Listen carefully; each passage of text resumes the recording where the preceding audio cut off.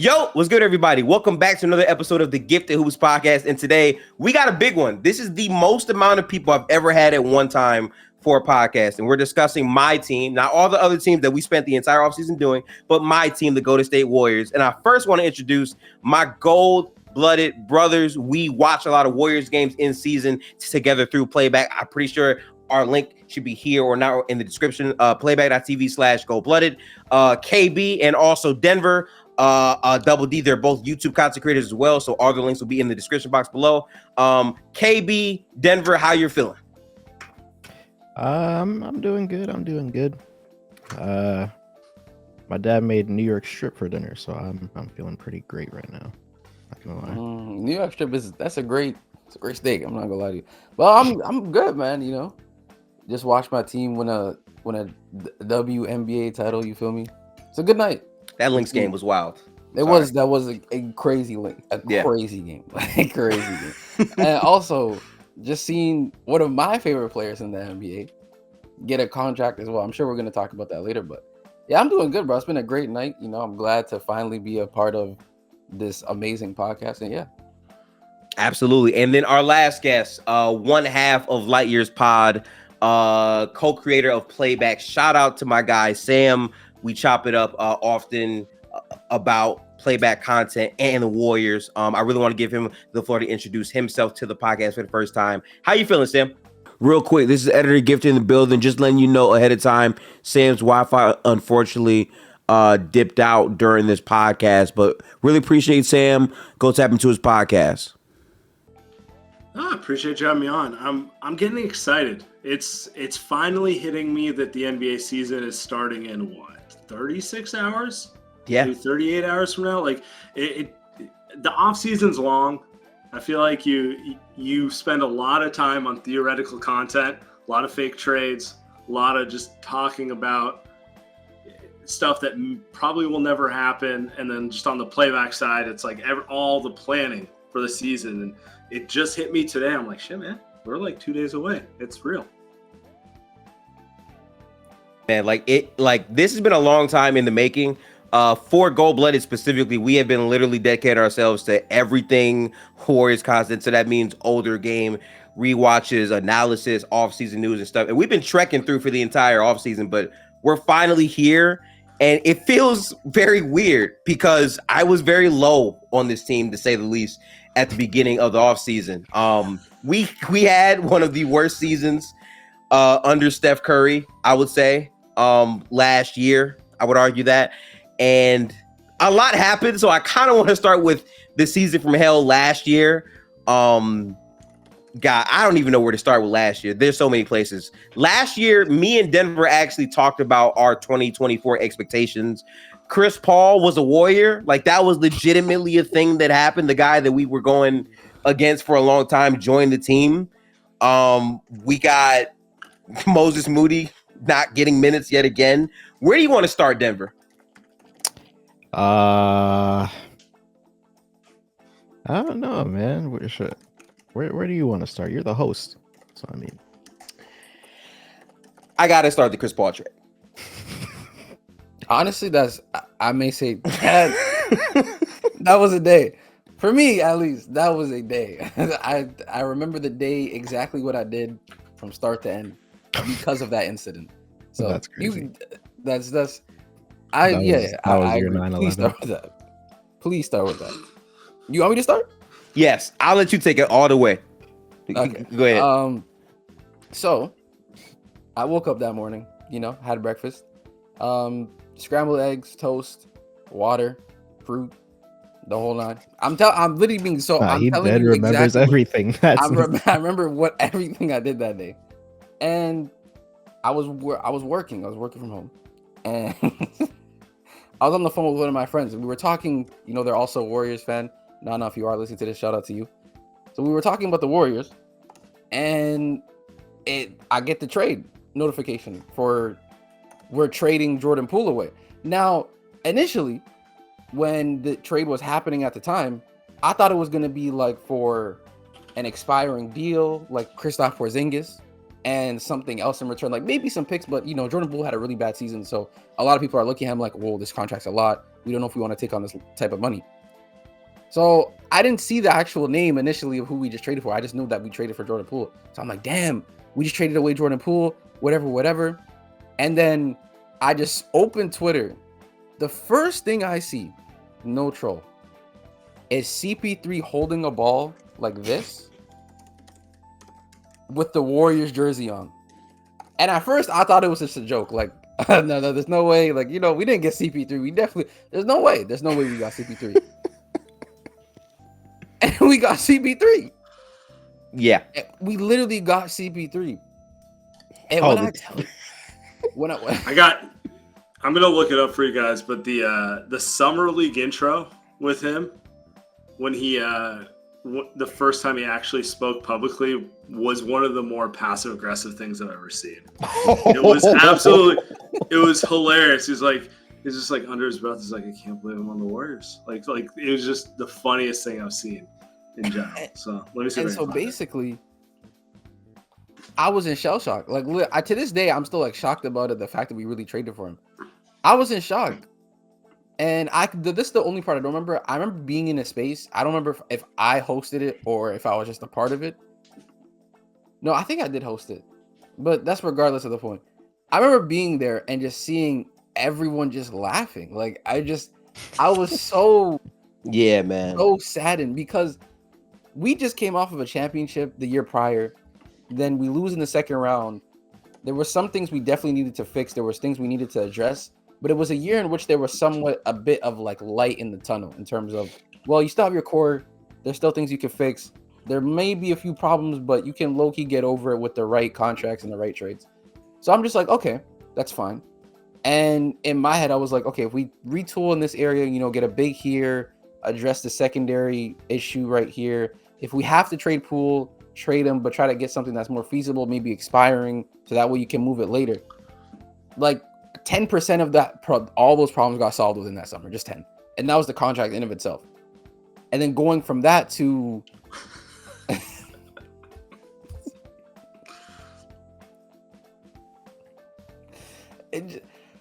it was bad, guys. It was bad. For me, it was all around bad. I was so upset. And the fact that I think we traded away capital as well. We traded draft capital. Yeah, there's draft conversation attached to the Chris Paul trade. So we had to give up Jordan Poole, Pat Baldwin, and a protected 2030 pick. Was that a second? It's top 20 protected. So it may be a first, maybe a second. Oh God. It limits their ability to make trades. That's all that matters right now. Okay, so let me just put it this way. We traded away Jordan Poole and potentially a first round pick for Chris Paul. And in hindsight, didn't do anything with that contract, by the way.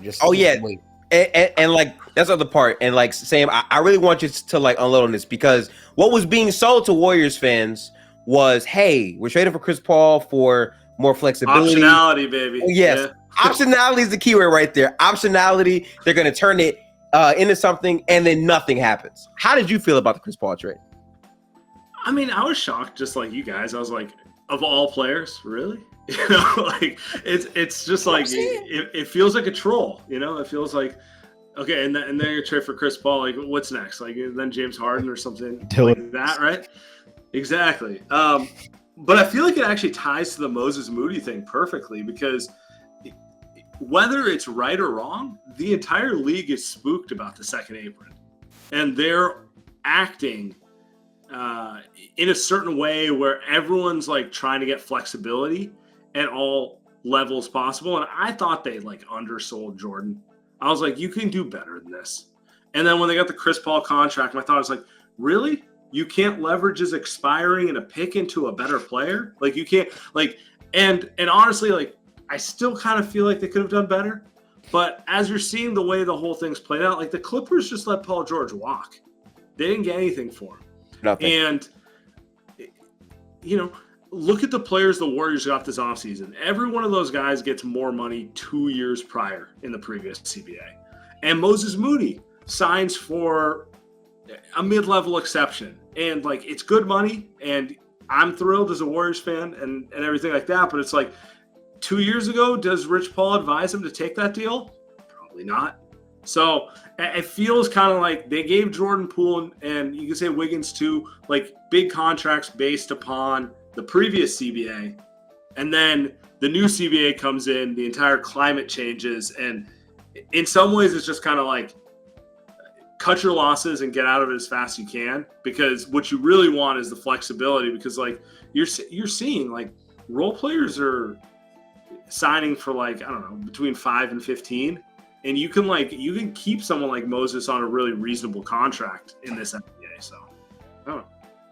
That's a perfect segue into the Moses Moody talks. I think the quickest way to summarize 2024 before we turn this into a 3-hour podcast, because I can literally speak on 24 for a very long time.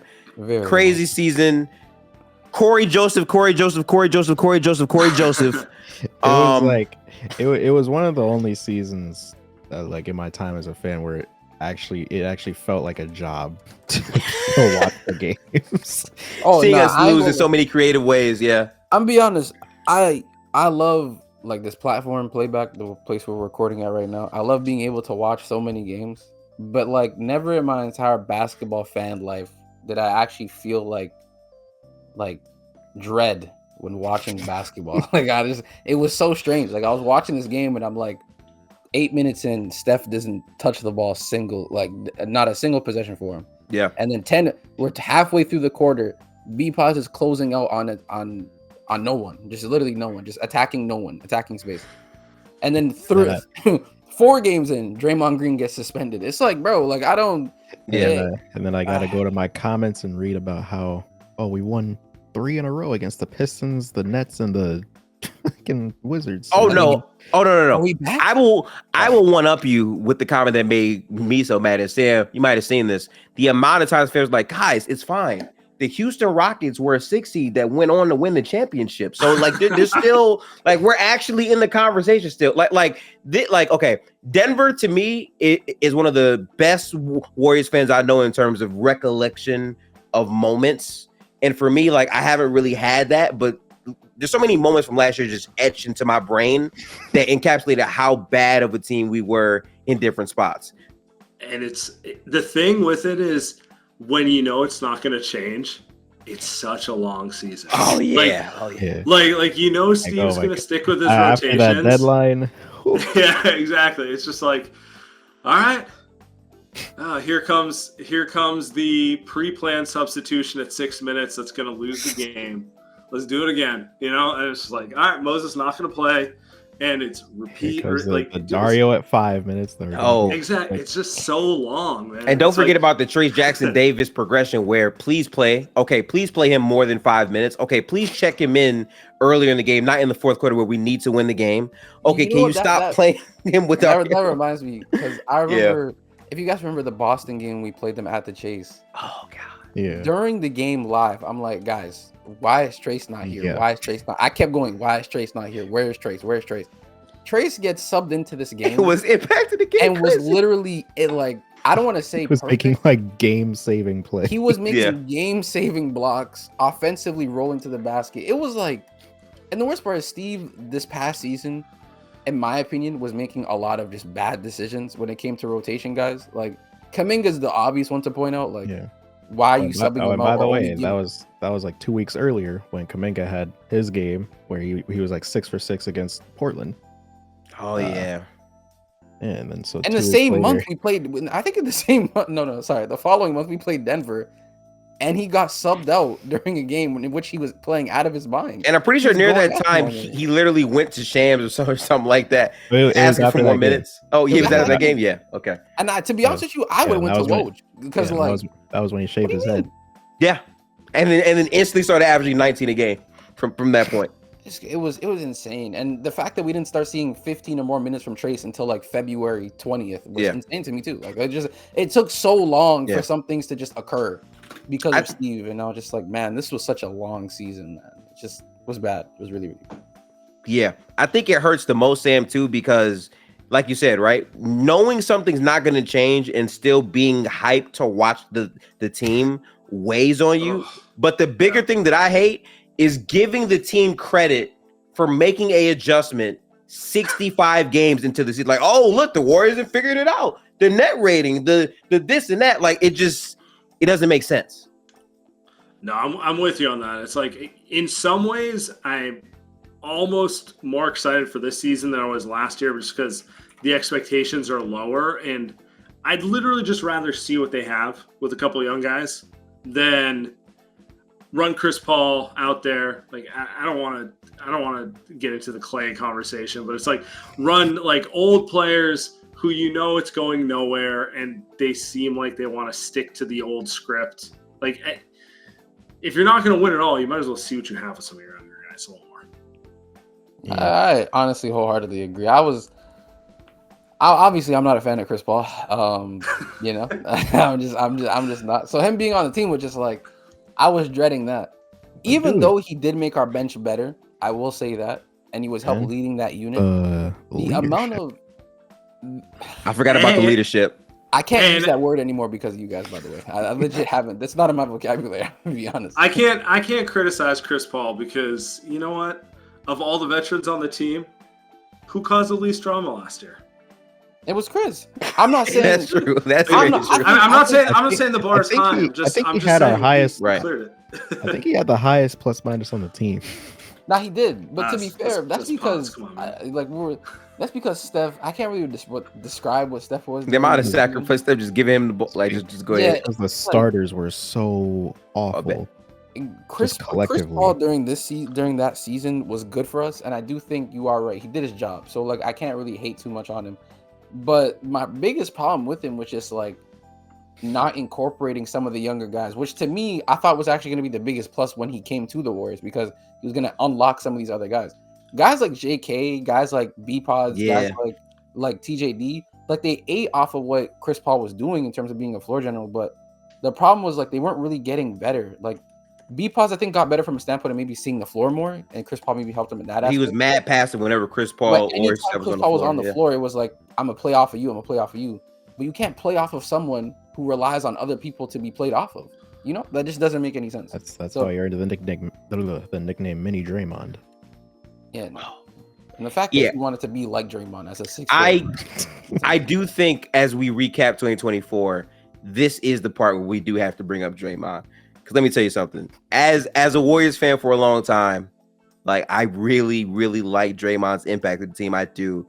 But my goodness, man, the fact that he missed that many games, not injury related, but because I couldn't write that up. Because his main thing is, okay, he might cross the line, he might not. And he cost us so many games by just not being there last year, man. His game log last season is insane. Yeah. Can we I'm just gonna come back. I'm gonna forget it, and I'm just gonna be like, you know what? This will be the year. He'll be locked in a little more. Don't throw stuff. Look at this. Did you start from the top? No, because he got suspended in November. Yeah. Do you guys remember? Do you guys remember how high everyone was though? Yes. Go a little higher up. Yep. That OKC game where Steph hit the game winner layup. Yeah. Over Chet and Lou Dort, and you're just like, oh shit, they're good. They're back. 5-1, whatever it may be, something like that. Yeah. And we were 6-2 riding high, Sam. Yeah. And that was pretty much the high water mark of the season. Yep. It literally was. I remember when we were 6-2. I was battling and arguing for us. How come we can't be in contention talks? Yeah. I never said we weren't we were 100% contenders, but I was arguing the fact of like, why can't we be there? We've been proving yada, yada, yada, right? And little did I know. Nosedive right after that. Crazy. It was right after being 6-2, everything would crumble. Like everything would crumble. So yeah, I don't know. And these were all home games too. I don't really I'm gonna give you a personal story. I was at the Draymond choke game. You were there? Best seats I've had. I was in like the Adam Silver seats. Okay. I'm literally getting to my seat as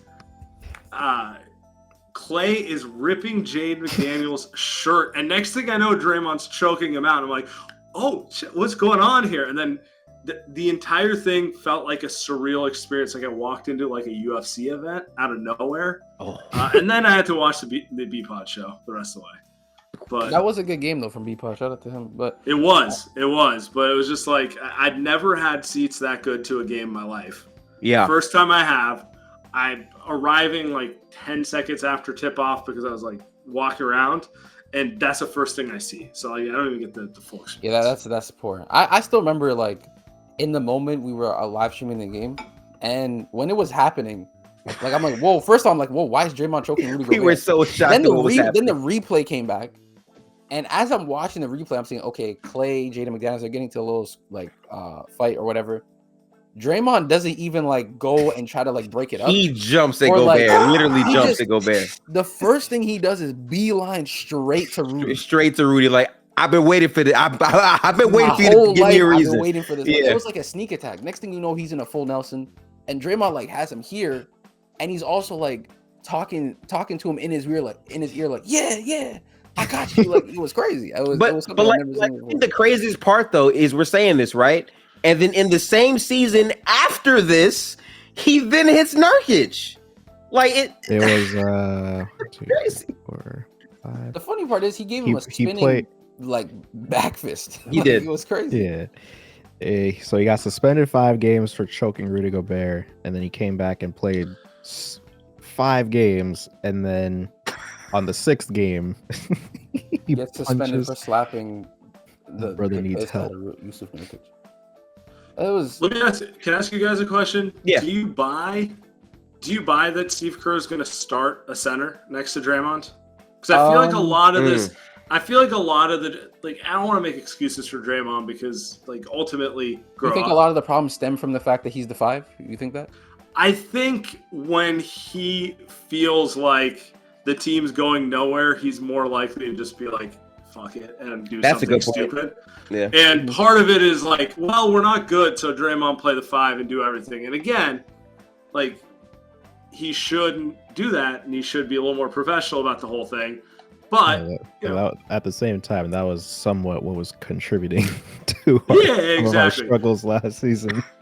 So all I'm saying is like all preseason they've played 2 bigs, or for the Warriors 2 bigs, right? It's been Draymond next to Looney or Trace. Kuminga's been the 3 the whole time. Do you think they actually do that? Because like part of me feels like this is Steve, kind of He has to incorporate laying the like, front all up, the letting somewhere. letting the front office see what it looks like. But I don't think he's gonna actually do it. I think he's gonna be like, I can't play this lineup, so it's either Kuminga or Trace in the starting lineup. You tell me. For me, I do think that he's probably going to have to, because size has been a problem for us the entire time, and it's a clear problem. And during the preseason, I thought that the way that they were playing, because of how fast they were, even though we do have like multiple non-spaces on the floor, because we were playing good defense and we were getting up quickly, that's what allowed us to kind of get away with it, because people can fill the lanes really quick. And if someone like Draymond is initiating the fast break and he has Steph with him alongside like Kuminga, TJD, and I don't know, let's say like Melt or something, then you have Draymond as the ball handler. He has to be respected as a transition playmaker because he's really good at that. Steph's obviously going to bring the attention in terms of transition. I'm going to spot up somewhere or drift off, fake DHO, something. And then Kuminga and TJD are just going to fill the lane. So I think that aspect of it is definitely going to be taken into account for sure, while also just understanding that Draymond's older. Like, he cannot be a 5 for you for 30 to 34 minutes a night. Like, they're just not feasible. We watch a game that I constantly bring up was Steph's 60-point game in Atlanta. The reason why we lost that game is because there was no actual other big for Draymond to help get rebounds. Literally, the amount of stops that we got in that game, where we just got a stop, but we couldn't get a board because Draymond was the only one down there. I was watching Draymond visibly get angry because of the fact that there was no one else to help him with the rebounds. So it's just those kind of things do matter. And I do hear you. Steve Kerr's definitely going to incorporate the small ball for sure. But I feel like he's going to have to start leaning into more of this. I'm going to have to be more creative, but these two kind of have to play because we're pinched at the 5 spot. So I feel like small ball works if your wings are willing to be bigs and do the dirty work stuff, be able to hold their man on an island because you have no help defense behind you because Draymond's freelancing the whole way, and then B, rebound. And that's just not been Wiggins and Kuminga for the vast majority of their time. I don't know. I'm just curious because if he starts Trace, one of those guys are going off the bench. I don't believe one iota that Steve Kerr is going to start a Steph, Wiggins, Kuminga, Draymond, Trace lineup. So one of those guys going to the bench. And Trace is probably the easiest one politically to push to the bench, even though he should probably start because he's the most obvious fit to make the lineup work. I'm going to back you up too, Sam, on why that won't happen. Because I think basketball-wise, you can make an argument for why that lineup should be tested. But the reason why it won't happen is we know Steve Kerr and his small guard fetish. Somebody small got to start. Like, there's no way he's going to start 3 front court players if he has the opportunity to run a guard lineup. He's going to have at least one other guard with Steph out there. I just can't see it, to be honest. Now, this is a hot take of mine. I'm not going to lie to you. And I feel like I know everyone's answer already. But in your mind, right, could you see a world where Moses Moody is able to start? Now, I just want you to picture this.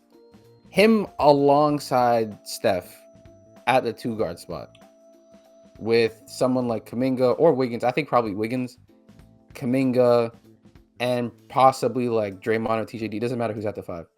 Do you think that's a possibility? Because I do for me, because I know Moses Moody's the type of player to where he wants to be able to get his shots off. Given how he's been playing in the preseason, he's been very aggressive. Like the attitude is giving me like, when I get this ball, I'm gonna make it. I'm not getting benched again. Exactly. I'm making it a point to be able to make a play on the ball for you guys because this is exactly what we need. With someone like B-Pods, I feel like he's still been kind of toting the line in terms of I'm aggressive sometimes and then I'm really passive sometimes. Right. Like he's still been inconsistent. Melt is not someone you go to in terms of like volume scoring. And then I also feel like Buddy Hield on that end off the bench is going to be the guy who's going to get the most shots up anyway. So in terms of like shot diet, what fits and still being able to get your shot off, I feel like Moses Moody actually might make the most sense to be the starting 2. I feel like it is sort of leaning towards that because he would like, I think like common sense would usually say DeAnthony Melton, but I think they would also consider his injury problems throughout the last like couple of years, you know, with the back issues and something that he just dealt with in preseason again. And so I feel like that actually makes the most sense. It does. It really allows Moses Moody to actually be the most free that he's ever been, like as a Warrior. B-Pot still gets to play his role of the backup guard, play off a Melt. Buddy still is the 6th man who's getting off the shots and like being the main focal point for the bench unit. And Melton is not really having too much responsibility on him in terms of offensively. He can more so focus on defense and making sure that he can stay in shape in that role specifically. So I love the basketball point, Sam, right? Like these two have made great basketball points. Let me give you the non-basketball point. Actually, right? As to why As to why Moody might play. You want to know why? Because the conspiracy that I've thought for a while is, what if they're like purposely being so egregious to not play Moses Moody so his market is limited so they can sign him? Trying to save a couple bucks here? Yeah. Exactly. And now that he signs, like, okay, now we'll actually play you. What if that's what it is? Because we've seen so many moments where it almost feels egregious that he's not playing, right? Oh, so you felt like the reason why they weren't. You felt like the reason why they weren't playing him is so that they can lower his value so much that he doesn't get crazy offers. Do you know how crazy of a plan that I know? That means immediately from when you drafted him. You know how pissed I would be. Big picture means from the moment that you were drafted, they knew the caliber of player that you were going to be. Yes. But because of money reasonings, they didn't want to be able to let you actually be free. We can't pay you in 4 years. If I'm telling you right now, Gifted, if he manages to start playing 25 minutes a night, I'm with you. I swear to God, I'm with you. I'll co-sign that. Look, man, not everything's about numbers, but for his career, he shot 36% from 3 and 75% from the line. I think he can shoot the ball, but to date, he hasn't actually shot the ball like a true shooter. You know? Hey, so my whole thing with him is, I think it's coming, but until he does, he's probably gonna be yo-yoed because you can't like if he's not gonna hit shots at a higher percentage than Wiggins, what does he do better than Wiggins? I don't think he's taking Wiggins' spot though. I think it's more so about the same the 2 position, right? Yeah, but like he hasn't shot the ball better than Melton, and Melton's a better defender than him. He doesn't shoot I the think ball he's a better better than. shooter than Melton, though. I do, and it's not. I think he's a shooter. I'm just saying he hasn't shot it better. Yeah, he just means what he's done so far to this if you're point. saying Yeah, in terms of accuracy, then I agree. But if you probably take volume into account alongside the type of shots that he's been getting off, especially with like I'm taking this preseason that he just did, the campaign that he just had for the preseason. I mean, for me, I'm taking that serious because I don't think they are. I think I'm taking it serious in terms of his play and what he can be. I was watching him coming off of, and this was even last year. I remember in the Sacramento game when him and the rookie for the Sacramento Kings, I forget his name. He was like a year-old basketball MVP. He was going band for band with Moses Moody in like a shootout. Was that, I remember playing? And he was hitting like split. He was coming off of split actions, hitting movement threes. He was attacking close. He looked really good in that game. I'm like, wow, this is crazy. But like as expected, Moses Moody comes in immediate impact.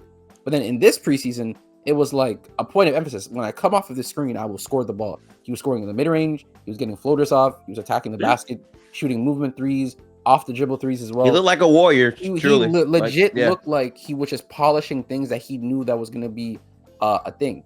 And if you have Mel at that 2 spot, and you can say maybe he's the better fit, and I can understand that. Like Denver said, injury is a thing, and you got to manage that. You want to make sure that he's maximized, right? And to maximize that, you have to limit the amount of minutes. Unfortunately, that's just how it works because we don't. Well, I think that isn't the real issue. Like I'm putting names out here. Steph. B Pods is gonna be his backup. 2 guard spot, you have Melton and you have Buddy. Small forward, you have Wiggins and you have Kuminga. GB2.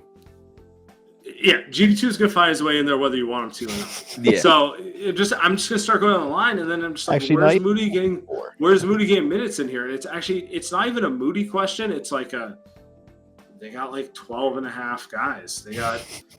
They definitely have way too many guys for the 2 and 3 position. Got to get traded somehow, some way. That's for sure. Yeah, like they have way too many guys for the 2 and the 3. And like Moody's got the short end of the straw the entire way. And he doesn't deserve it. He's a good player. He should play more. But for whatever reason, they just love fucking getting 6'5" guys who are not power forwards and point guards. So. Yes, bro. Yeah, it does piss me off. I'm not gonna lie. But to be fair with you, I just don't think GP2 should really be in the one that's a certified. I think GP2 is probably the odd man out this year. Like he should, in my opinion, I think he should. And the reason why is because over the past years, I really love GP2. Like in terms of his game, what he does for the Warriors, he recognizes that he's not the greatest like on-ball creator. He's not an elite shooter. He can hit a corner 3, but he'll know I can set a screen for you. I can roll really hard. I can play the connector role, and I'll play really good POA defense for sure. And that's extremely valuable for moments. But when there's people on the floor that just provide more, Buddy Hield, just a better scorer than you, a much better offensive player than you.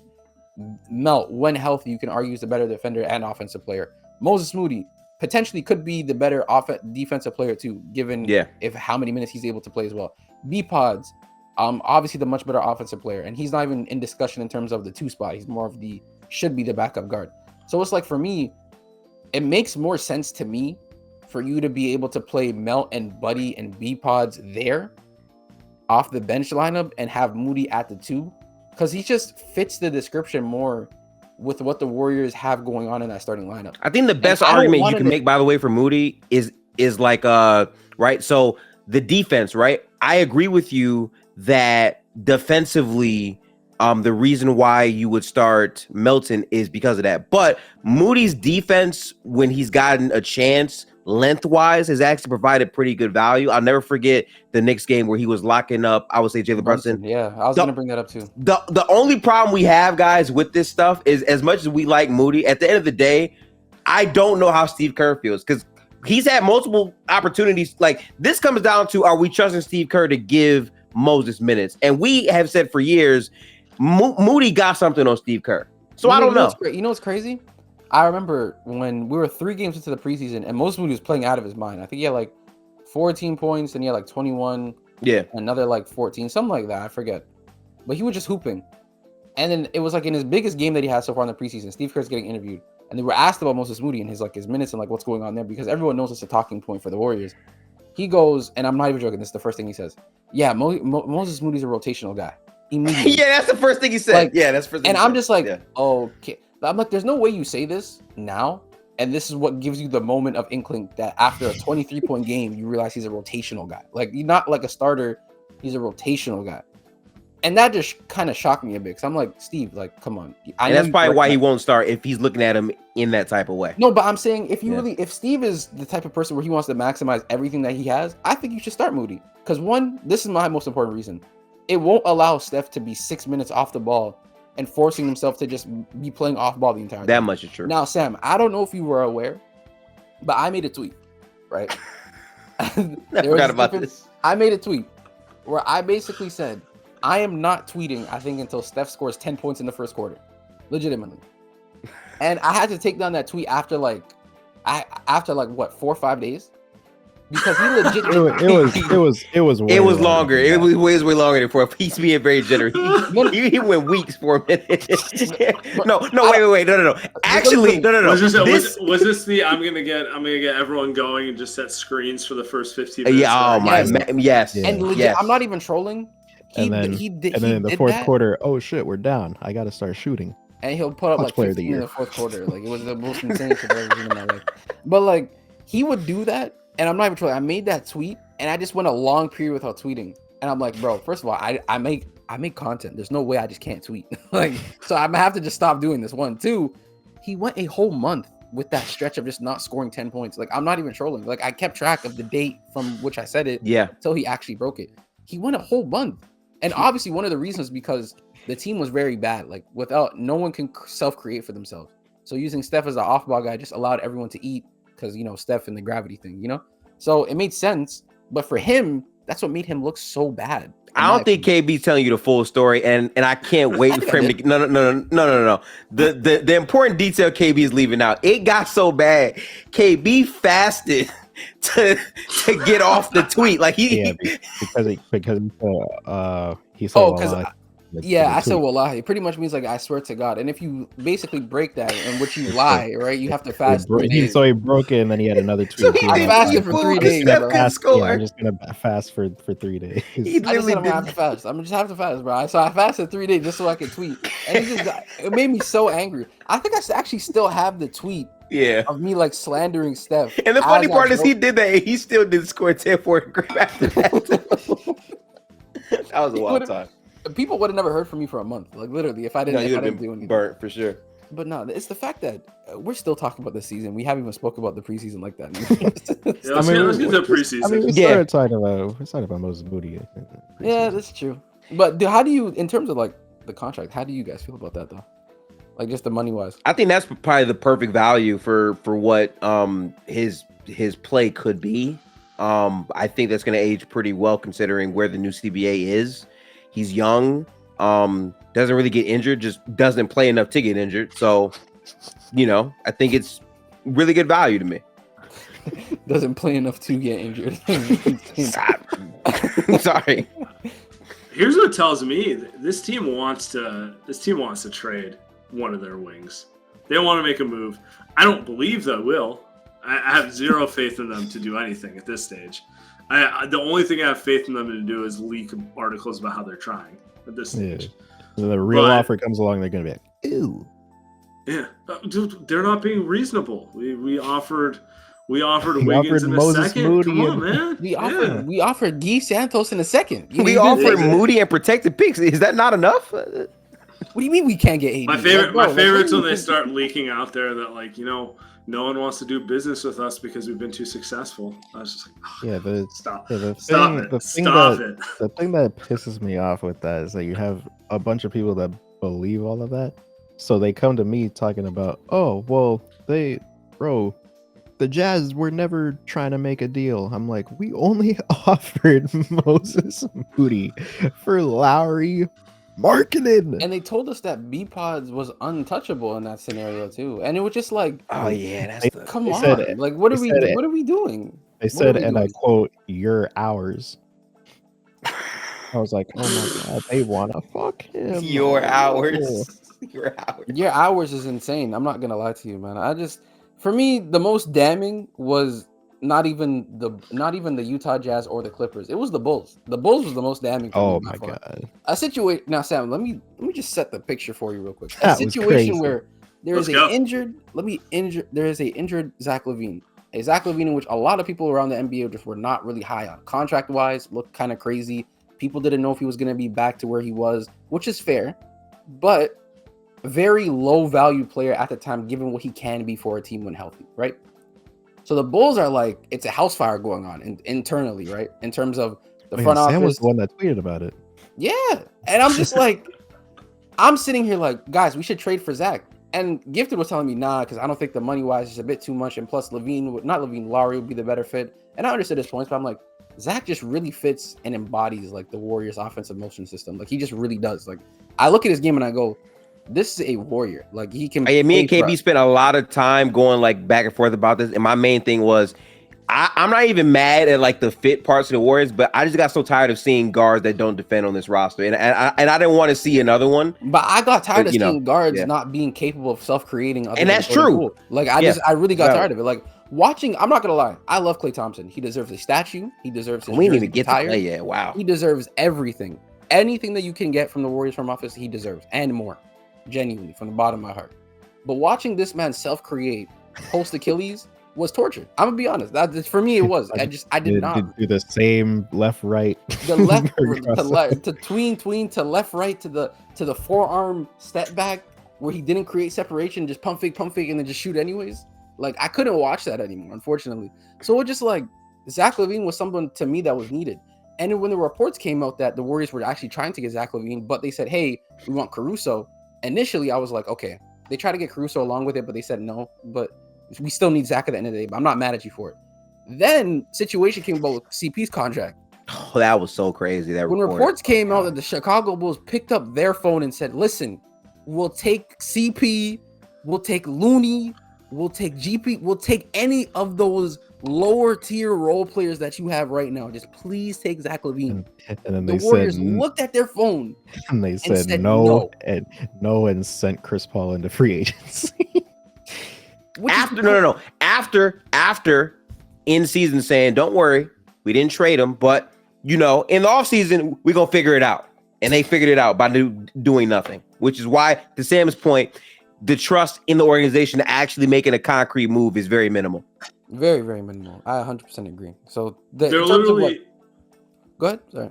I was saying they're literally telling us, they're like, "Oh, LaVine's not good enough. We can do better." And I'm just sitting here, I'm going, "Then do better." Like prove it to us. It's like Sam, I don't think anyone here is going to be mad if you got Zach LaVine.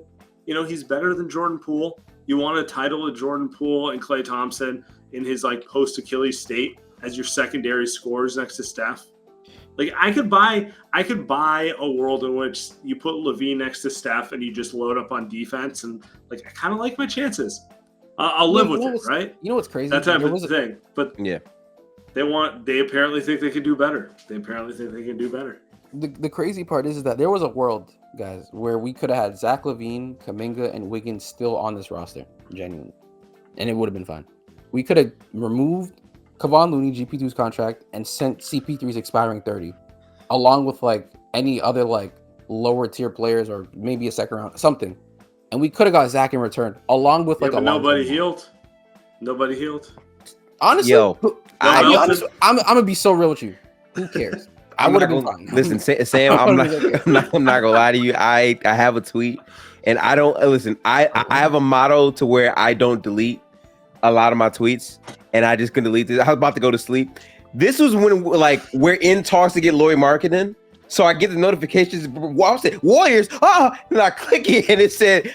But when I saw that, I crashed out because it's like right, because in my mind I'm thinking, okay, need a mover potentially, like we have something to latch on to, and instead we get a guy who was outplayed by Kyle Lowry in the playoffs, and I was like running back and forth in my head. So I'm like, oh my god, I can't believe this team. Of course, we get the trade done for a guard who can't play defense, but the reliable scoring option. Yeah, we can move off ball. You can move off ball. I think that brings us to the preseason conversation. It does. Sam, is the shooting real? Is Buddy Hield going to shoot 55% from three? Man, great question, Dever. Great question. Are we going to shoot 47% as a collective, as a team? All right, whose shooting do you believe in more, Lindy Waters or Kuminga? Wow, I was not expecting that question. I ain't gonna lie. That is a great debate. Is it weird that a part of me says Kuminga? I thought Kuminga looked very confident in the way he was getting to his shots more than making or missing them. That is 100%. I think what stood out to me the most, like you said, is the comfortability and his smooth. Like, there's no hitch anymore in this jumper. Like, he catches the ball when there was I forget what team he played. No, it was Alex Len, the Kings. He got a little ball screen. He's like, no one split the ball screen. He just got the little switch on Alex Len. It was tween, hang dribble, and it was just smooth. Like, it was just 100% smooth.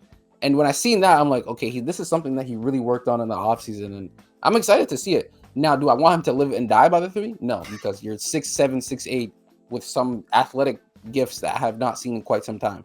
So please use it to the best of your ability. You know what I mean? But it's nice to see that.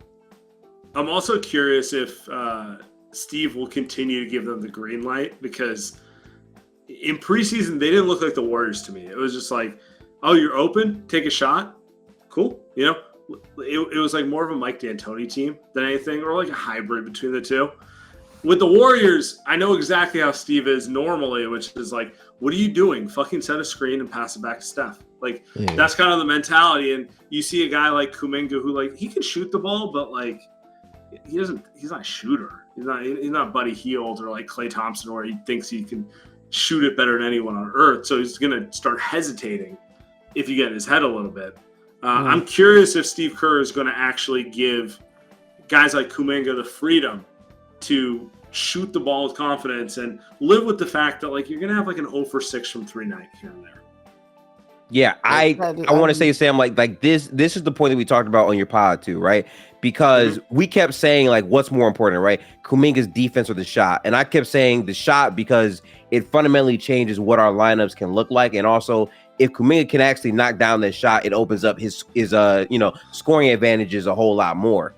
At the very least, he looks more selective of his threes. I like the positioning of where it's at, but the confidence to shoot a pull-up three, to like flow into some action to get to his shot, it just looks a lot better. But you can't gauge it our preseason because that's a confidence thing. How does he look when, okay, I haven't made a 3 in 4 games? Do I still have the same confidence or not? Yeah, what happens if he misses the first 2 and they're down 8, 10?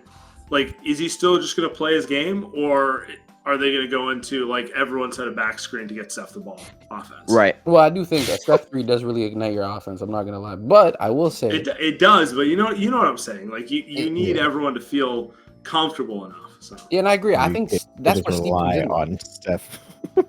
Save us all the time. Yeah, we can't. We cannot do that. And we can't do that. Yeah. The funny part is the off season put him in this predicament regardless. But I will say, given what we do have now, I do think Steve should be like really pushing and instilling confidence into his guys in terms of, like, I want you to be able to take the shot, even if we're down 15, down 18, down 20. I don't care how much we're down, how much we're up. I want you to be comfortable in knowing that you can actually just take this shot in this possession. Right. Because, like Gifted said, if Kuminga gets a respectable 3, he doesn't have to be 38% on 9 attempts. No. If he has a respectable 3 to where teams recognize him and say, we have to close out, that alone just opens up your offense so much more in terms of more firepower, right? Because at the end of the day, you don't have to be the craziest of creators. If you can have one person be able to just self-create and collapse the defense and immediately get the ball swinging, and you have shooters out there that teams have to collapse to, and you're able to attack that space, it just opens up your offense completely. But the other part, though, that, like, we do got to be fair about, though, is even though I like how the shot looks, I do think the decision-making on both ends is still kind of samey. And I think a lot of his decision-making process is going to impact how the shot looks in some type of way. But I do think that in terms of decision making, that always just comes down to one, film. Like, are you rewatching games and actually learning from your mistakes and trying to apply to it? Yeah. And 2 is just game time. Like, you guys know this, just as you continue in any field, asset, whatever you're doing, you're just gonna be more experienced and know what to do in different type of situations just off of that, right? And with Kuminga, he's going to year 4 now. So for him, it's just a matter of going to this season. Are you going to make the same reading mistakes that you did when you're in the pinch post, when you're backdoor cutting on a split action? Right. Are you going to be navigating the screen better? Are you going to recognize that in the corner is Matisse Thybulle, so you don't have to close out that hard, or you're daring him to shoot that jumper? Oh my God, wait. Real quick. That is another thing about this team that we do got to get to, because I forgot about that. KB just jogged my memory. The other part is the identity of what the Warriors are trying to do, which, in my opinion, is very Houston Rockets-esque. We're lacking talent, so we're going to shoot more threes than everyone to win the math battle. We have the best shooter of all time. We're going to use his threes on top of our threes, and we're going to try to aim for a top 10 defense, right? Like, I think that's what they're going for, to KB's point. And I guess the question is, do you believe in that? Is that the best path this team should take to try to win? I mean, given the personnel, I think that's about the only thing that we can actually do to give give ourselves the best possible chance of the inevitable second round out. I'd agree too. If we somehow match up, like, I don't know, I can't even think of a team that we can remotely beat in a 7-game series right now. Actually, never mind. It was my bad. Sam, what were you about to say? I was gonna say that the other part of it is like, just keep yourself relevant to put pressure on the front office. You know, like I hate to frame it this way, but it's kind of like, the last season they're like, well, we're not really that good, so why should we even make a trade, right? The flip side is if they're good, they're gonna be like, well, we're good, we don't need to make a trade, But a lot of the season's direction is gonna be defined by, do you get off to a good enough start to force those kind of tough decisions? Right. So to me, I don't really see another pathway. Like, be the team who puts up more threes and defend and live with the math. It's probably your best pathway forward at this point. I can agree. The defending part to me is because Denver brought this up to me, and I completely I forgot. I'm not gonna lie. In the 2022-2023 season, we came off a title, and we shot the most threes in the league. We generated the most amount of looks in the NBA. We shot well from three, but our biggest problem was defense. Like, even in that lineup coming off of a title, we're in the year prior when Draymond was awful. I'm talking about the year before, like the title year. Our defense was generational. Like, that year was insane. Yeah, we were almost better than the Pistons defense at the beginning. Yeah, for a stretch of it, we were the best, one of the best defenses of all time. By the end of the year, we were basically neck and neck with the Celtics. We were both 106 defensive rating. Yeah. So, with that being said, it was just like, you went from that to the past 2 seasons being a mediocre defense, like a defense in which teams can come into your building and put up 40 balls. Like, they were just comfortable. And when Steve Kerr is saying these things about defense, like, yeah, we're going to shoot and live and die by the 3, which I'm like, okay, you have a lot of capable shooters, so I'm okay with that.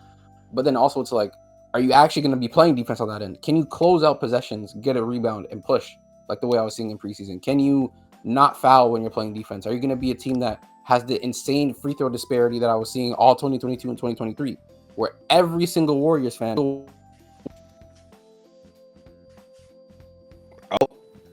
He should tweak. So we went from number 2 defensive rating in 2022 to 14 in 2023, and then 2024 we were 15.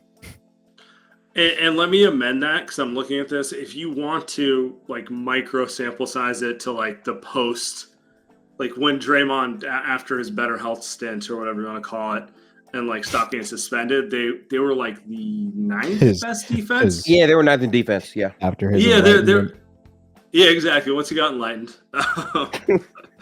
they're like the 10th best defense during that stretch, 9th, 10th. So better, I remember that but stretch. The not stretch special. When Draymond came back and then he ran like him at the starting 5, we did have our best stretch of the season there. But then even for me, I was always saying like, this is good. I really like this. This lineup does work. But I was saying in the moment, and even now, this is not permanent. This is not sustainable. Yeah, this is something that you can run. It was second round basketball. They were good. They were fine, but like they weren't good enough. Exactly. Even with the same lineup in which you're doing really well, you couldn't close out games against the Chicago Bulls in your own building with that same. Like you couldn't win a game in Atlanta where Steph had his second highest amount of points ever. I mean, but like everything you're saying, KB, right? Like to me, that is the question of the season, though, because what they're trying to do is threes. The defense from Stackhouse, and I think the offensive tweaks with Stotts, I think, can be some big things for the season. But at the end of the day, it's going to come down to how many clutch time games are we in, Is our execution better in those games? Because we didn't just lose every game by 35 last season. That's what made the season so painful. We were in so many could have won games where it's like if a rotation here or there shifts, if a player doesn't make a shot, we might have won the game. I've said this to my co-hosts a few times in the last couple of months. We had 11 games last season where we lost by 3 points or less, and we had 4 games where we lost by 1. And a lot of it is because defensively, and we talk Two about of this those- every game. 2 of those 4 were when we blew a 20-point lead. Yeah, and like every game we talked about this, right, Sam? We said, why are we over helping off shooters? Like the Clippers game was killing me because you're in the fourth quarter just helping off Norman Powell repeatedly, like he's not one of the best shooters in the league right now. It's not just helping off of shooters. You're helping off of the best shooters on the floor. Yes. I was watching You're Norman helping Powell off of get wide Amir open look in Coffey. the corner. It was crazy. Whoa. Oh, I think Sam's maybe Milton things Sam, lagging a little bit. Sam, you're lagging a little bit. helps that. How much have you heard them go like point of attack? That's what guard the point of attack is going to keep the defense in rotation. Is that better? Yeah. Yeah, you're back. Okay. Yeah. Can you repeat? Okay, I was saying like how much do you think how much do you think someone like Melton potentially helps that? Because how much have you heard Steve Kerr talk about point of attack or point of attack defense wasn't good enough? And if the point of attack was better, we would stay in rotation and, it wouldn't cause the snowball, which is next thing you know, guys helping off of the wrong shooter and Right. blah, blah, blah. No, I do agree with that. That the thing about the Warriors defense is that I always said this. In an era where you're playing where there's a lot of length and athleticism, there's switchability, and you're more so relying on your POA. You have a backline of Draymond Green, which is elite. But in terms of just a rim protector, like a guy who's there, like, I'll protect the rim if you get beat, you don't have that. So you are really relying on the POA, which to me is like when it's clicking and it's working, the defense is swarming. Like I remember in 2022, our defense, we didn't have like a crazy rim protector, but we were swarming because everyone was like this. We were just all linked together. Everyone knew where to be. Yeah. So it didn't feel like we felt big. Like we looked like we were just all over the floor. But in terms of this year, I just don't know if I can say the same. And also relying a lot on your POA, I just don't feel like, again, it's sustainable. Like I just don't. A lot of teams that are elite defensively has some level of rim protection at that spot. OKC has Chet. Boston, all of their guards are elite shot blocking. All their guards can actually help rim protect. Yeah. And then Jason Tatum as well. You have KP who's also there too, right? So it's like you have Memphis with Jared Jackson Jr. and their recent pickup in the draft as well. And Zach Moody. Dallas with Daniel Gafford and Derek Lively. So if you think about all their defenses, they all make up of something similar in terms of we all are able to stop the most important shot in basketball, which is a layup. And see, I like this conversation a lot because that does bring us to the next X factor of this season. And Sam, I would love to get your thoughts on this first. Andrew Wiggins. We keep saying POA. We can't avoid it. What is Andrew Wiggins going to be this season? Is he going to get back to being 2022 Wiggs? Is he going to be bad like last? Like, what is it with Wiggins this year? Your guess is as good as mine. I do think getting someone like Melton helps him because like Wiggins is best, like he's by far their best defender on. I don't want to just call him wings because like Luka's not a wing, but like bigger playmakers, right. Honestly, and usually like most of the better teams, Luka Shea type of guy, like a LeBron. Pretty much every great team has a bigger playmaker. Yeah, so you do need a guy like him in general to guard that, and that's valuable. And let's see, like he didn't play preseason. I don't really know what to make of it. Yeah, I don't know. It sounded like he was sick for a little bit. Now he's back. We'll see. I don't know. You are right. Like he's a huge X factor to the team, though.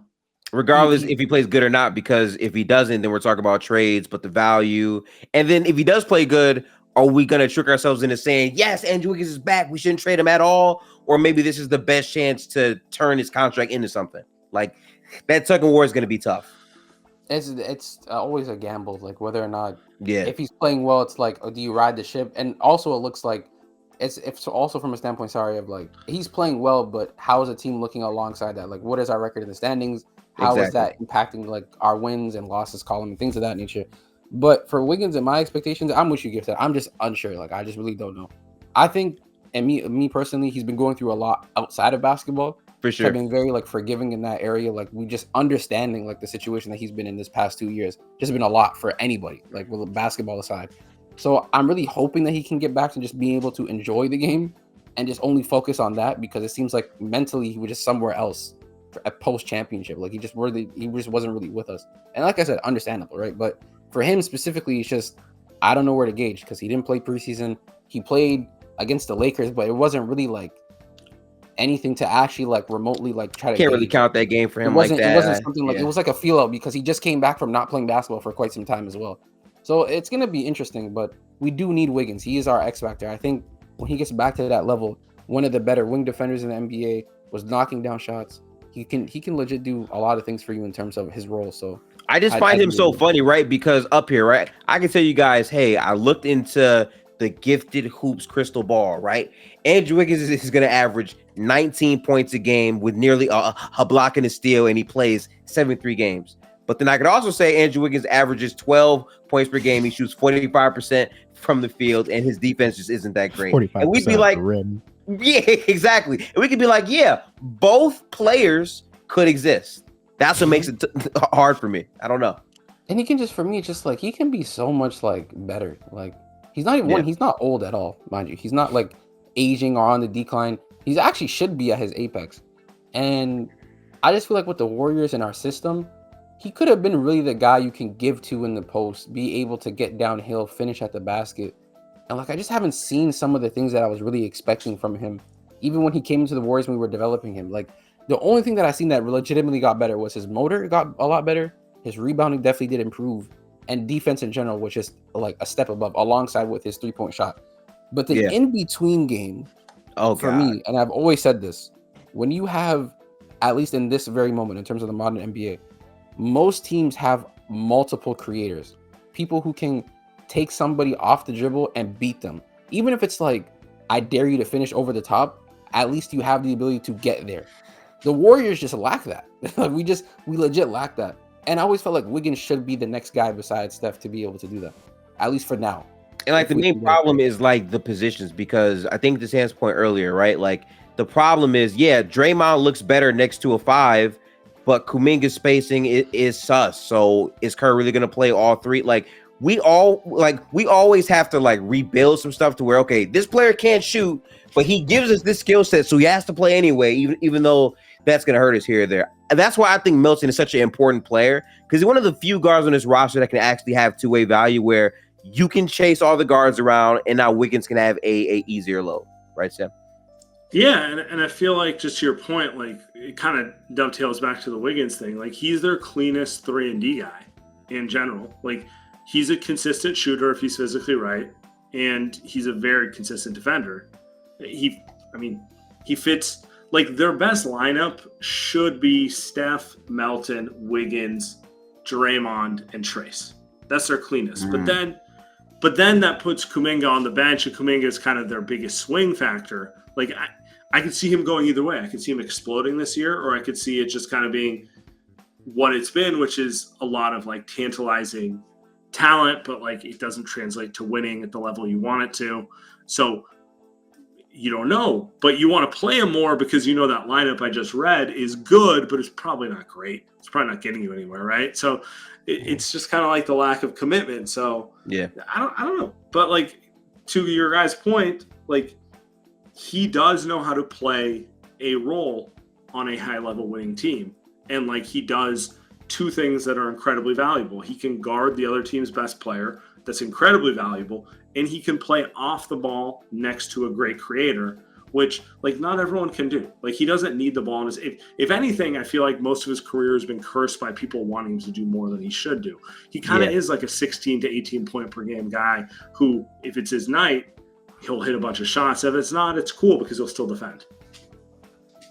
Good point. I agree, but I just think he should be. I think he can be more. That's why, because I do think like, given what he is as an athlete alone, he should be able to get to the rim and be able to finish over a lot of these guys. Like when I watch him struggle in the pick and roll, being able to just get there and finish with contact. The body control when he got right to the basket was something you brought Exactly. up. It's like things like yeah. that where it's like you don't have to be someone who goes tween. Like I want you to be like a James Harden level of isolation scorer. You don't have to do that. Like you could come off of a nice little curl screen action.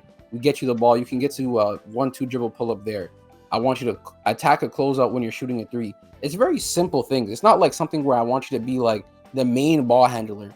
You're dribbling down the court. You're coming off a high ball screen. Like not everyone's gonna be like a Donovan, like a Dame, Steph, like those kind of guys, or even like a Zach D Book, people who can do a multitude of those things.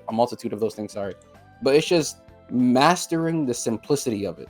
Because I don't even think he's done that yet, and I think he can. That's my biggest point. And even up until now, he's been very useful and been very beneficial. And even in his the championship year, he was elite for us. And before he left, like with the groin injury, and then he was out before we played the Kings. Before that span, he was playing even better basketball coming off the injury too. I don't know if you guys remember, he was shooting like 40% from 3 on 7 attempts.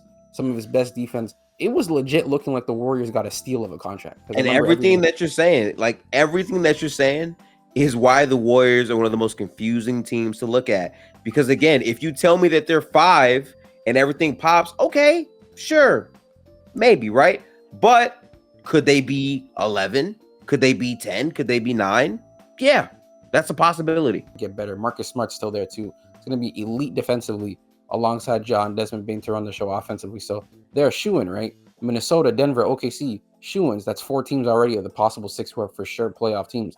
Then you have teams like Phoenix, who has always been like a solid regular season team, hovering around 4 to 6 area, but they have the likes of KD, Beal, Devin Booker, just again, a fine regular season team, a team that will just probably do better than us. That's already 5, right?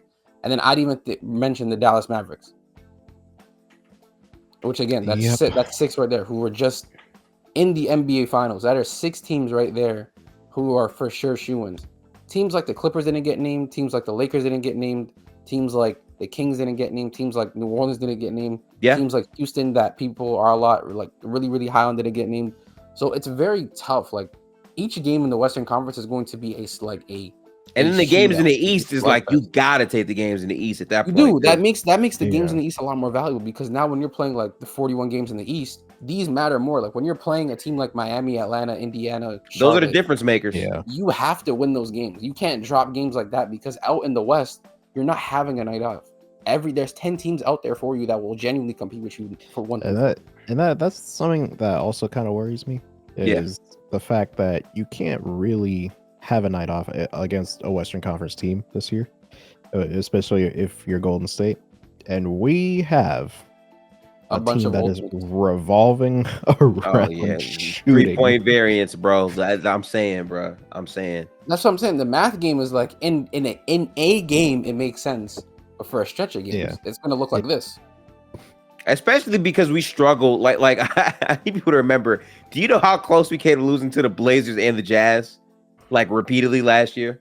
Yeah, like those are games that we actually almost lost in the conference. We won a Blazer game on a B-Pods charge. Yes. We won Jazz game on a Laurie Marketing prayer in the John Collins turnover. On a John Collins 95 mile an hour fastball into a little kid's Bro, we face. were in a slugfest with Charlotte at home. I don't know if y'all remember that. I remember that nasty offensive game. Yep. That was a game where it was like 85 to like 92. Like it was something insane that I've watched. Like it was crazy hoops. But or the DeMar DeRozan Kuminga bites on the pump fake and we lose like that. Like those are the losses we're talking about that cannot happen this season for a team that is leaning in on shot variance. Draymond didn't foul the shooter. And that's too, man. Christ. Or Draymond actually ended up fouling the shooter, but in motion. And Bro, you can cherry pick so many but see, that's why I'm saying Denver 100%. Like, regardless of like you can't take things light. My bigger point is the amount of crunch time games we had last year and the execution in those moments. 48. Legitimately out of those 48 games, almost all of those games. We had times where it's like, bro, just do this one simple thing and you probably win the game, which makes your record a lot better than what it was last year. Half of the time was play trace. I guarantee you. If we go back to every single game where we here's the moment we're just saying play trace. How much you want to bet? Majority of those times are going to be like, if we just got a rebound. or if we just had a 5-0. I think the Yeah, biggest example is the If we Suns weren't game. playing Dario Saric, Oh, yeah. Bro, in interior, and he wasn't just getting bullied every single time. I think the biggest example for me is the Suns game where we're getting blown out and we're sitting everyone, and then we come back in the game and it's actually a close game and we can't rebound. And it's like, oh my God, bro, like we literally could have won this, just if we're having those moments again with the variance, we're not going to be a good team this year. Yeah, Yeah, no, I ain't gonna lie. But one, in terms of my prediction, I'll say this now. And Okay. This is like, I don't know if I'm gonna stamp this or not because I'm gonna have to think about it. But Okay. in terms of the prediction, I do think we'll be a top 9 team. Top 9. But in terms of just being better than teams like the Kings, the Lakers, I think honestly, we can be. Like, I genuinely believe in my heart of heart we can be like a 7. Like, we could actually be like a 7. And that's if the things that I expected to be worked on in the offseason individually pan out together. Right. Capture the flag. Like, that's what I'm saying. Kept I the flag, do believe we can be a 7. I do. Because look at the other teams. New Orleans, they have issues. No 5. Herb Jones is their center. That shit's cooked. Then you have the Lakers with a new head coach who do look good, but then again, there's still just roster construction issues. There's still issues about their defense. Because I'm not gonna lie, I don't know if you guys have been watching the Lakers, but like, haven't been looking that good defensively, in my opinion. But offensively, look pretty good. And Sacramento's a team where it's like they're a good regular season team, but they're a beatable team though. Like they're a team that you can generally beat night in and night out. So it's like you look at all those teams. You look at Houston. Yeah, they do have a high hope, but again, it's about how serious are they actually going to hit that mark. Like, can Alperen Sengun be able to sustain and play defense alongside all those guys all the time? Can Jalen Green be able to sustain his level of play post All-Star break, pre-All-Star break? Is his chain real or fake? Yeah. Can he actually do those things? So it's like everyone has their issues, and I just feel like for us, we're the guys where like everyone just removes to the side because our issues look so damning. When in reality, everyone else's issues. A lot of teams, and that's my biggest problem, Gifted. Yeah. Like, team for example, the Lakers. I know so many Lakers fans, Lakers supporters that continue to clown the Warriors about their struggles when they had 2 top 10 players and have basically done the exact same thing we've done in the past 5 years. They won one more game. They won 1 title. They went to a conference finals, and they also missed the playoffs and got bounced in the first round. So it's like we've been on the same type of timing, but you hold yourself to this high standard when in reality you've been meeting us at the same mid standard this entire 5 years. And it's for that reason though. Like that's why I'm not so quick to just give up on the team, because there is an outside chance that, oh shit, like we're not a talented team, but all the roles shift well. Also, the hiring of assistant coaches that are trying to shift the philosophies on both ends in terms of how we play can be things that legitimately shift how the season goes. But again, I'm gonna keep it real simple. Clutch time games, execution in those games. If we get better at those 2, in my opinion, I think the highest the Warriors can probably peak out at is probably 5 or 4. And 4 is pushing it crazy to me. Yeah. So I'll probably just say 5 to be honest.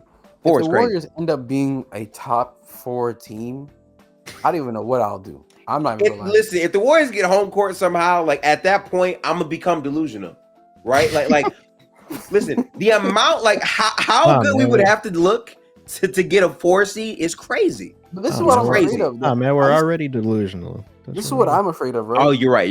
My fault. We actually are already delusional. Of us going 8-2 to start, and we're riding high and shit just crashes out like last year. I'm not gassing them. No 8-2, no 5-3. Like I'm waiting for a 20 game sample size. me personally. I know. Me personally, I know I'm scared. That's all I know. I know for a fact I'm scared, bro. And did you see the first 10 games for us though? Have you guys seen it? Yeah, the Portland opener is a good sign. We hope. I gotta say we hope, man, because man, I don't know. No, I can pull it up. Let me pull up our first 10 games. First 10. All right, here. Hold on. I got you, man. I got you. Much appreciated. Yeah.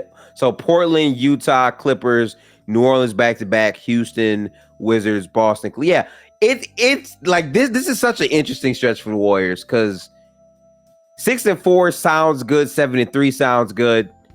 I think 6-4 is probably the most realistic out of that. I can agree Now with that. listen, this is spot what on. I think. No. Listen, this is what I think. Right? Are you saying 8-2?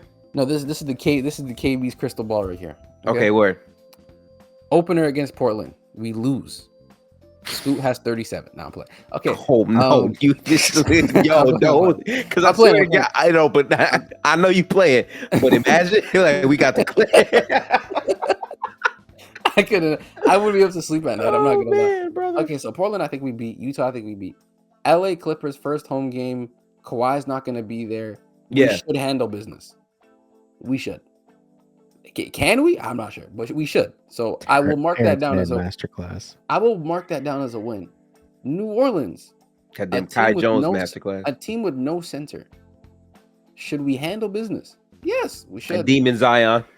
But I do think in this era, I think we start off 3-0. I think we split New Orleans. I think split New Orleans too. Yeah, I think we split New Orleans, so we're 4-1. I agree. We play Houston. We lose to Houston. I think we lose to Houston. Tari Eason masterclass. Oh, Tari Eason masterclass. Okay. We beat Washington. But damn, we played Boston early. We played Boston shit early. out the way quick. Yeah. Okay, we lose to Boston. I'm sorry. I think we beat Boston. You think so? Actually, nah. Boston can't hold up. We beat Boston. I ain't gonna lie. We beat the Washington Wizards and we beat the Boston Celtics. I ain't gonna lie. I don't care. I'm not gonna lie, but the way my brain working, we beat Boston, fuck around and lose to Washington.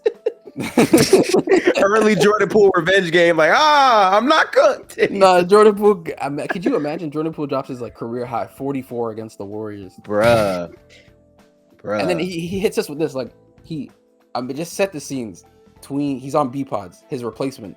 Tween crossover step back. That did 3. happen. And mind you, we're down 3, right? So if he misses the shot, we have a chance to tie the game. Hits it. 27 seconds left. Up 6. This nigga's going back to his bench, crowd on his feet, and he's doing this. Oh man, I'm not gonna lie, I'd have so many mixed emotions. I'd be like, yeah, cook that fraud.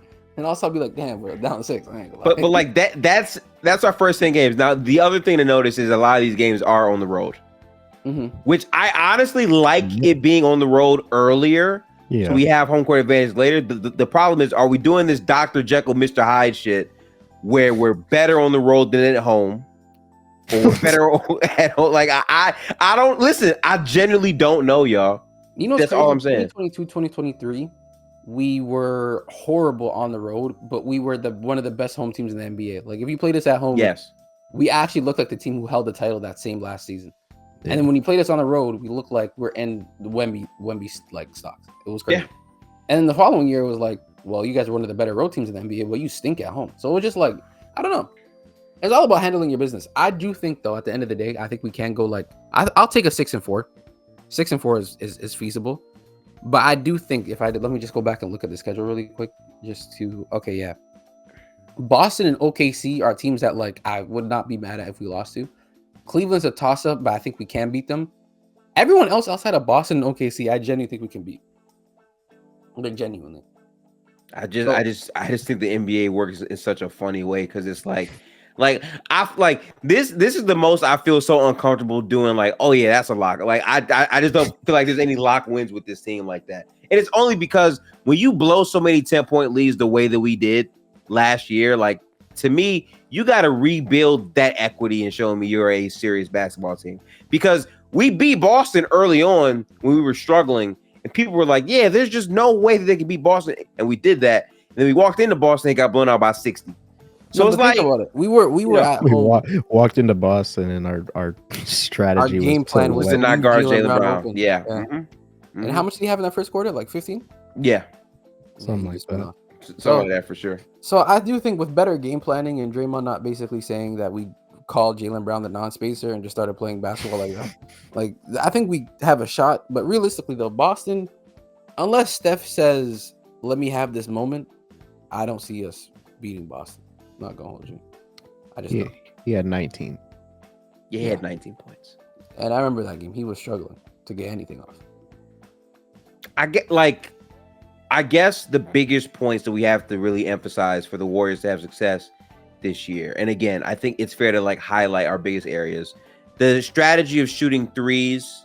We're gonna have nights where we shoot awful from 3, like god awful, and in those moments, you're gonna need one of either Steph, Kuminga, Wiggins, maybe a Pods, but I don't know, to just pop off offensively. And then that's where the defense has to be dialed up to its seat. Like, I think the real question is, can this Warriors defense peak out as a top 10 defense? I think that's what they're aiming for. Because if you have a top 10 defense with like a top 14 offense, but we're actually executing games better, you can win more games. I do hear that for sure. And it's just about, like, can you get to the postseason like that as well? And then once you get to the postseason, you really need to keen in on your defense. And then this is where, like, Steph comes in and is like, okay, you guys held up that end. It's time for me to actually become the offensive player that I need to be for this team and just start doing the things that he has to do. Right? But in terms of the defense, I do think, like, the roster construction wise, yes, we don't have a center, like a 7-footer. We do have Quincy Post, but obviously he's not going to get any minutes. I think he's just going to be like to the G League. Let's develop you. And then if you have like a really good stretch in the G League, we'll bring you back up and see how you play. Right. But I don't think that's going to be happening this year. But I am high on him, though. I really do want him to be a part of the rotation because 7-footer can block a shot, can hit a three. Ideal, right? Right. Fit beside Draymond Green. But outside of that, TJD, great rim protector, can understand the, like, some switchability in terms of like bigger guys he can stay in front of. I think help side we're still great. It's just about communicating and being able to play defense without fouling. And if you can fix those things for majority of the nights, I do think you can have like a top 7 defense. I genuinely do believe that. Like, I'm not gonna lie, because Wiggins is still he's capable. Kuminga's capable. GP2 is obviously a defender. Moody's a defender. The fouling, yes, the fouling defensive is going to be a big thing for this team to try to stay away from. Exactly, that's the thing though. It's like you have a lot of capable defenders. I think a lot of our fouling last season was just because we were so small, like especially against bigger teams like the Lakers. That's why when Sam was talking about, like, well, the POA was really important, I'm like, yeah, the POA is important, but when you have no back line, that's when your first line of defense is your only line, right? The whole point of a back line is to have a safe net. If you have no safe net when you're falling, you're cooked. Yeah, right? It's very tough. If Draymond Green is your back line, with all due respect. And Draymond Green, you would much rather have an actual rim protector. You'd rather have Andrew Bogut. You'd rather have JaVale McGee. You'd rather have Trace Jackson Davis in that spot rather than Draymond. And Draymond Green is like an elite roamer, obviously. Yeah. But it's just he's not your rim protector. Like, he just not. He'll step in, he'll take a charge, he'll deny shots sometimes, but he's not somewhere where, like, you see Draymond Green playing help side and you don't go, oh, I'm gonna pass the ball out, let's reset. Exactly. You don't do that. You don't do that. With guys like Rudy, AD, people genuinely do those things. You know what I mean? Yeah. Like, and you just don't have that. Now, this is where TJD comes into play, and he's able to play that kind of role. And I do think he's been very solid at it. But again, he's not a 7-footer. It's like 60. So, like, I'll say this, right? Before we, like, officially give, like, our final positions for where we think the Warriors are going to end the regular season, so we can get clipped out of context and called either Nostradamus when they're ass or delusional fans when they're good. Before we do that whole bit.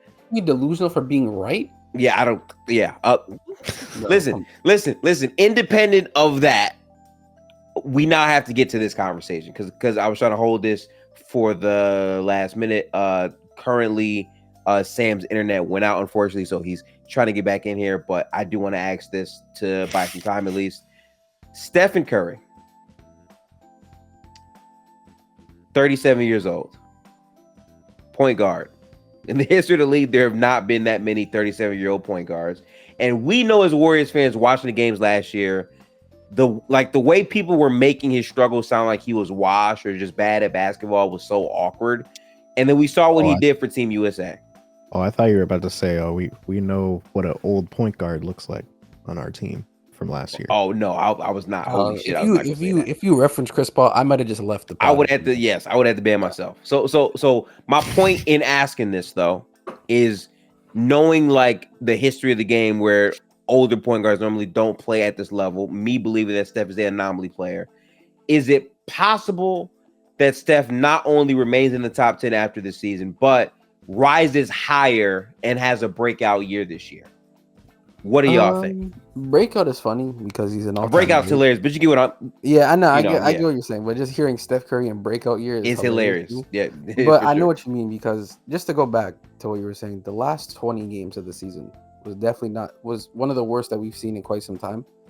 And for me, being just a fan, it just wasn't nice to see seeing the negative comments about his game and him declining. But as someone who watches just basketball in general, you can understand why people think those things. But as just a person who watches this team and legit watched all 82 games, I can legitimately tell you the reasons for some of his struggles were basically because of our own struggles. He struggled so bad because of the fact that our team was incapable of just being able to function as an offense without him. Like legitimately. And it was to the point where, like, again, I was referencing the 8 minutes of Steph not being able to score, but in those 8 minutes, he was just setting rip screen after back screen after ghost screen after any type of screen that you can name. Steph was a screener. He was screening for absolutely anyone. And those things can just be draining, especially when, like, it's body to body contact and you're not really creating for yourself. This isn't for you to get open. It's just for Jonathan Kuminga to be able to score a basket, or for Wiggins to be useful and be able to get an open three off, or for Clay to cut. Like, and when you're not involved in the offense as a scorer until around the third quarter, and that's when you have to legitimately save the team, that's when it becomes an issue. And you can see it when it takes its course in the season. So for me, I still think Steph's a top 10 player. I know a lot of people are trying to put Steph out of the top 10 based off of 20 games, which to me is hilarious, because I remember when LeBron started the 2021-2022 campaign, and his first 15 were horrible. I don't remember conversations about LeBron James being out of the top 10. I don't. And it's LeBron. He's arguably the greatest basketball player of all time. So it's a lot different. But regardless, he was an older guy on the decline, and he had a bad stretch of games. No one was pushing and campaigning for him to be outside of the top 10. And I just do think it's unfair for someone of Steph's caliber, with the resume that he has, with the longevity that he's already shown you, to just immediately push him out the way without giving him actual normal sample sizes. Not just 2 months of basketball where, legit, to be honest with you, didn't really mean anything for the Warriors neither. Yeah, I definitely hear that, KB. I think the difference between those types of situations is LeBron is looked at as the anomaly player because of how long he's played. So the grace built up in that is a part of it, but also it's a recency bias, right? Bron playing bad at the beginning of the season, but finishing out his season stronger than what he started makes people think, okay, he's still there. For Steph to have those possessions at the end of the season, which for a lot of people they looked at to be the most critical, made them feel the way about Steph being a worse player than what we know him to be. But Steph's also an anomaly player, which is my thing. Like, I don't think that's fair to just think because he had this stretch, that's who he is as a player now. Like, and you made the point, like, Steph, and shout out to Bar in the chat for saying Steph in his own right is an anomaly as well. I'm not saying when I'm saying these things though, and I want it to be clear, I'm not saying all anomalies are the same in terms of, like, LeBron is an anomaly and Steph is an anomaly, so it's the exact same. It's not. LeBron's much different than to Steph. But in terms of just longevity and giving someone the benefit of the doubt because of their body of career, and I think it does fit in the same, like, category, like, in terms of that. And when it comes to Steph and what he can look like for the Warriors, I do think it's upon him to be able to, like, individually make sure that he is okay in terms of what he has to put up. I think for Steph, he has to recognize that offensively we're not ideal. It's not the best situation. Yeah. I do know that when I'm off ball, I do provide the best ability to get the best shot quality. But at the end of the day, the offense doesn't function without you actually getting it going as a scorer, period. And you can see that from last year. The offense was fine, but you need to still be able to get your shot and look off properly. And that's one of the reasons why I wanted Moody at the starting too, was that it forced him to not just only be off ball all the time. Because you can't force Moody to be on ball creator all the time. No. You can't. It would have to force Steph. It's much easier to do that when you have guys that like have the archetype of a guy that can basically handle the ball. When you have Chris Paul. Perfect. That and like, to me, that's my biggest that's my biggest thing. And I'm gonna get a little having sex with Dario and Sarge. Listen. I was about to say that I'm about to get I'm about to get a little raunchy with what I'm about to say, but with Chris Paul having, a back and forth with his favorite eater, Dario Saric, last year, we just understand what that was. Like, Steph sacrificed so much, and I felt like he saved his aggression even when he had that 20-game stretch, KB, for the fourth quarter, and was like the best fourth quarter in basketball. He was the best fourth quarter player in basketball because of that. So my biggest thing with him is just another age where, like, the burst in terms of getting to the rim wasn't quite there. We almost got canceled for the preseason clip where he was getting clamped pretty badly by Keegan? Like I just didn't understand that. Yeah. It And wasn't even that. It was him hitting, shooting side of the hitting the backboard. side of the backboard. Yeah, like but I know what you you're know. talking about. That's when Keegan was locking this shit up. Yeah. Yeah. I get what you're saying. Yeah. And I like think I'm not just gonna overdo that, obviously, but I'm just saying like getting older and the injury concerns in the past are probably the main reasons why people aren't sure how good we're going to be, especially if they don't think that this team can best maximize what Steph Curry does. No, and I do agree with that. I just do think what the problem with Steph was, and I noticed this too, is that he still has a burst. It's not the burst that he once had. Right. I will say that 100%. He's not as quick.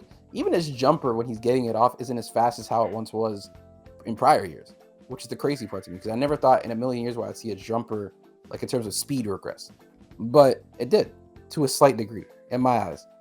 But for Steph, I think, for Steph, I do think it's a matter of like understanding and more so IQ. And this is where like the experience comes in. Like when the play with Keegan Murray, I felt like it wasn't a problem for him getting by Keegan. It was a problem that he was just trying to force a step back three. And with him, it's like you got to incorporate different things. When you incorporate different things as a scorer, it allows you to be more of a threat. And some of those regressions don't look as bad. For example, when he's shooting step back threes, it's never going to his right hand. Ever. I'm Steph is my all-time favorite player, guys. He's one of the inspirations in my life in general. I legit analyze this nigga's game. Yeah, like, the last one that I when he goes left, legitimately, the last one that I legitimately remember was the game where that he hit in preseason last year. Like legit, I'm not even trolling. He doesn't shoot coming off of his right that often. Actually, no. The last time he did it, Denver, in my memory, Al Horford ISO against the Celtics in Chase, where he dribbled, pound dribble to his right. Yeah. And it was like a little hop, step side, like that. Those things that he needs to add. I remember in 21-22, he had an escape dribble going right and hit a three. That was also it as well. So it's like you need to incorporate more right-sided shots for you. Incorporate the mid-range more. I don't know why you want to shoot mid-range. I wouldn't count that shot. I'm not gonna. That shot the Olympics was a shot, but like it was more so like that shot was an anomaly in itself. Yeah, I'm not gonna hold you. But like again, it's those type of things. And then also like you're not gonna have the same burst, but I don't know. Like he should just incorporate those things more. Like the use of the mid-range. This is a long time ago, it's like 10 years ago, but Steph in his most volume like amount in terms of shooting for mid-ranges, shot around like 500 attempts, shot like 47%. And he was self-creating all in the mid-range. It looked really good. Bro, use more of that. He took a lot more last season. A lot he did, more. But I want him to really start. I want him to, but it was more so off ball. Actually, I remember a lot of it just came off of curls. I want him to come off the ball and just, if you see the mid, and I get it, right? Because obviously his whole thing is like the efficiency side of the game, but we know how good of a mid-range shooter. No. He's the greatest shooter ever. That's what I'm saying.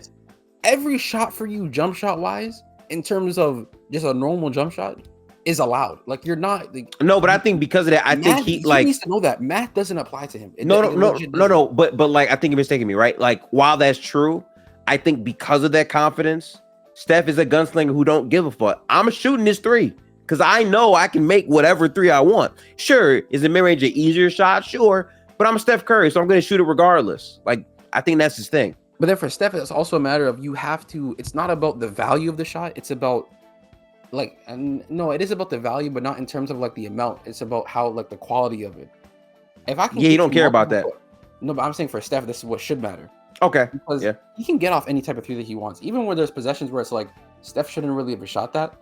For me, it's like, bro, it's Steph. Like he's literally capable of making a lot of things. So I don't know. 100%. Right. But for Steph, it's just like he needs to be more capable of taking that mid-range jumper. I just do think for him, like it will open up his game more. Floaters as well will open up his game more. Like we know you can't get downhill as much. You're not as acrobatic and athletic as he once were. You're stronger, but you don't have as much a lift, right? It's going to be harder for you to finish around the rim. Incorporate a floater, right? You shot floaters before, but not into like a high volume clip, but shoot more of them. This will help you, especially in situations where like you're probing and stuff. And another thing is too, the reason why I want him to be on ball more, I just want him to go back to the level of a decision maker where it was like really good. Like I remember in 22-23 where he had his insane start where he was like 35 a game, 7 assists, 72 shooting. That was his most on ball that I've seen. But what made it more impressive was the passing and playmaking out of like PNR, like high pick and roll. Absolutely. Those things to me, It was also like- his like 2-point percentage, which was outrageous. it's just like, bro, I just think for those things to work, he has to do those things. And I'm not saying he has to average 34 a game to make a breakout year, like Gifted said, even though I know you didn't mean breakout, but like, Yeah. you know what I mean, a resurgence. Right. It's just like, we want you to get back to where it's functional and you're getting your things off in a proper environment. And I just still think he's capable of doing that. Now, I do think if he were to be maximized in terms of talent-wise and roster, can he play at a level of a top 5 player? At that level of a top 5 player. I'm not saying that he is a top 5 player. Yes. I do believe that. In a situation where there's actual pieces around him that make sense, can he play at that level? Yes, I think he can. But to here, it's just, he's not the same floor raiser that he once was. So it's going to look worse, but I do think those things he can fix. That's what I'm basically saying. Okay. Well, hey, listen, I feel it. First off, I want to say shout out to Sam. Unfortunately, his Wi-Fi got cooked mid-season, just like our team, most likely. So that's unfortunate for Sam. But go tap in. Right. But go tap into Lightyear's pod. Their description and all that will be below. We are gold-blooded. So if you made it this far, unironically, this was a very expansive podcast on Golden State. We watch all the games together in playback. Playboy.tv/goldblooded. We're building a community over there. So if you want to watch NBA games with us and watch us, watch Moses Moody still not get the minutes, watch Patrick Spencer still play more minutes, you can basically pull up on us. So tap in there. KB in Denver, let the people know where they can find you. Yeah, so for me, I'm not going to hold you. Like I say in Africa, I upload videos constantly, but if you do want to watch some of my past YouTube content, it is on YouTube, KB Knows Ball. I am a prominent member of the Gold-Blooded Trio, the Big Three, you feel me? You can catch me mostly there, because we will be watching all the games there, most of the content. Our Twitter as well, Gold-Blooded Pods. And yeah, that's pretty much about it, though. Gifted, I appreciate you for having me on, and I will see you in, like, 30 hours. 40. It's gonna be like 50-something hours actually, because we play Wednesday. We play on Wednesday, yeah. We don't play on tip. We don't play on opening night anymore, guys. We don't matter anymore. So yeah. Our first time since 2014 that we are not playing on opening night. That's actually insane. Wow, we genuinely fallen off. It's insane. Lost motion. Lost our motion, basically. We have no more motion, bro. Yeah. But that's where you can catch me at. KV Knows Ball on Twitter as well. And yeah, that's pretty much it. Again, Gifted, I appreciate you for bringing me on, man. It was an honor, bro. 100%. Yeah, I just roam around to random rooms. I'm just a guy. Yeah. Humble ass boy. Hell no. Double D Worth on YouTube, not just Golden State, but like videos about really just anything NBA related. Yeah. Also the Twitter, Double D Worth. Yes, everyone's links. Tweeting a lot during games, so he does a lot. You do rock with Sabrina Carpenter as well. You're gonna love Denver. You're gonna love Denver for that for sure. He will have you on the Sabrina Carpenter content. So yeah, man. Big shout out to my guys. It's gonna be a very fun overall season of NBA basketball. I want to say I appreciate you guys coming on, because I've been trying to cover all 30 teams, and it's very difficult reaching out to creators that don't know me, saying, yo, want to talk about the Wolves with someone you never met before? I've been doing that all season long. It's literally 12:48 now. My last pod, technically. Oh, What did he say? We don't worry about. we don't worry about West Coast time. East Coast is the Beast Coast. But anyway, it's like the team we just talked about for 2 hours is in that okay. Yes, but they're fake too. And on my schedule, they play at 10. What? Hey, listen. What KB said. But anyway, like it's literally 12:48 right now. I have work tomorrow in the morning at 8. I got to get up at 5, so my sleep schedule is cooked. And the next pod I have to do, the guy said he's probably going to be available at 3 a.m. in the morning, Tuesday. After me, I watch the game. So it's like it's either I do that or I miss the content before the team's going to go live. So I'm chopped, but appreciate y'all for rocking with me. Like, comment, and subscribe. We're trying to get the channel growing. I make content on all things NBA. All my handles are right here, so I'm not going to say too much. At Gifted Hoops everywhere, pretty much. Go Dubs. But peace out, people. Have a good one.